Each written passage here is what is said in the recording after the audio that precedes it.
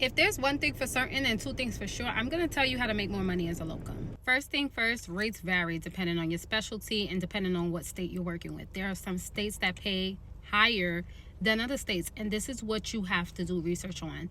There's something called the market research that I like to do. I like to take what the staff nurse practitioner makes in the state of wherever you're going to work at. And I also like to, that's my dog, y'all.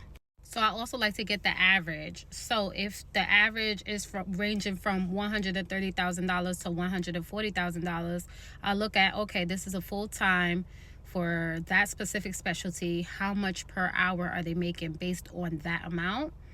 And I will negotiate based on that amount. First of all, we became locums to not work like a staff nurse practitioner, but you also want to consider what your projected income goal is. How much would you like to gross? How much would you like to net?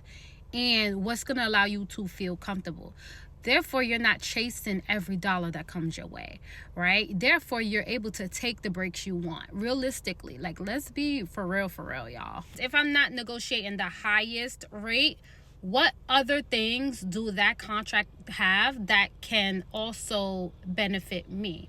So housing, transportation, and it also really depends on what type of vibe I want to give. Like, sometimes I take vacations and it's on an agency dime. Like, what purpose does that contract serve? When I talk about negotiation, it's not only about the dollar amount, but the overall package and how it benefits you as a provider. So long story short, do not ever take the first rate. You should be negotiating higher than staff jobs, especially in the state that you're working in.